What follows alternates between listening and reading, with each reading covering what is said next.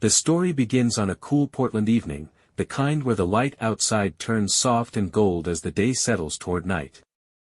Michael and Grace walked into a small café they hadn't visited in years, choosing a quiet corner near the window. They sat across from one another, wrapped in the comfortable silence that comes from years of togetherness, yet with a faint distance lingering between them. Their relationship had not broken, but it had softened, thinned slightly at the edges, as if life had slowly tugged pieces of them in different directions.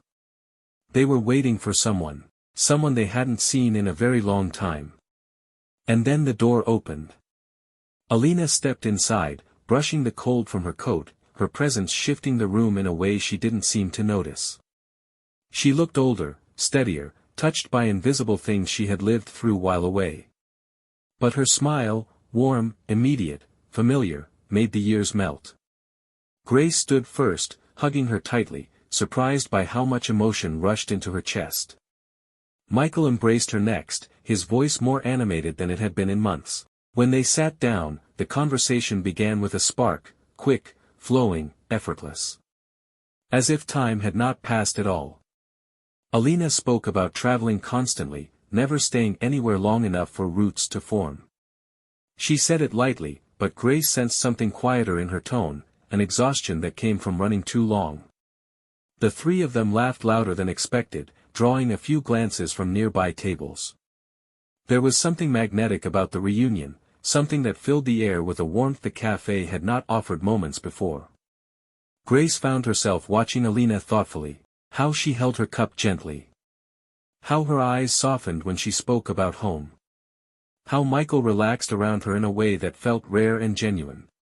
Grace told herself it wasn't romantic, not in any dangerous way, but the feeling was still meaningful.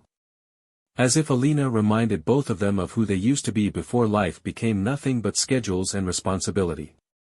When Michael asked why she had returned now, Alina hesitated just long enough for the truth to matter.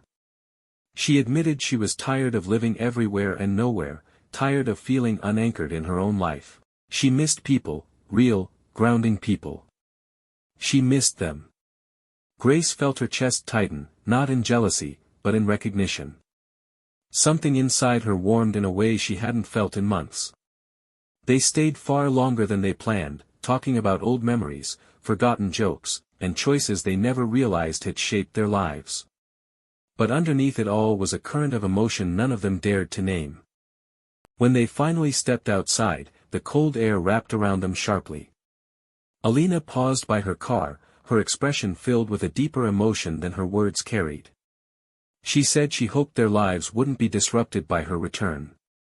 Grace touched her arm softly, telling her she would always have a place with them. The words felt truer than she expected, settling warmly inside her. As Alina drove away, Michael and Grace remained on the sidewalk longer than necessary, both silently absorbing the same unfamiliar shift. Something had awakened. Something they hadn't realized had fallen asleep. The weeks that followed moved with a strange rhythm, gentle yet charged with emotions none of them fully understood. Every meeting with Alina carried a subtle urgency, like they were trying to make up for years of distance. They walked along the river on slow afternoons, the water rushing beside them. Evenings were spent curled in the living room, talking until the sunlight faded and the room softened into shadow. Grace noticed the sadness that sometimes drifted behind Alina's smile, a sadness that made her want to reach out without questioning why. Michael seemed lighter around her, more himself. And Grace, too, found her thoughts drifting to Alina when she wasn't there, an unexpected warmth she didn't have the courage to examine closely. One rainy night, the three of them gathered in the living room again, listening to the soft patter of rain against the windows. The room felt safe, dim, intimate. Alina traced circles on the glass as she admitted in a fragile whisper that she had been afraid to return. Afraid she no longer belonged. Afraid that the connection they once shared had faded. Grace reached for her hand without thinking. Michael leaned closer, his voice calm and steady. What followed was not dramatic. Not romantic. Not defined. Just human. They spoke with a vulnerability they hadn't shown in years. Small truths came out, fears, regrets, dreams pushed aside. And as their words mingled with the sound of the rain, the air around them shifted into something tender and complicated. Grace could feel it happening. The bond between the three of them was stretching, deepening, shaping into something new. Not a betrayal yet. Not an affair. But the beginning of emotional temptation, quiet, soft, and dangerously warm. None of them stepped back. None of them wanted to. When the night ended, Alina stood at the door, half in shadow, half in light, saying she didn't want to come between them. But her eyes held a hope she couldn't quite hide. Grace reassured her again.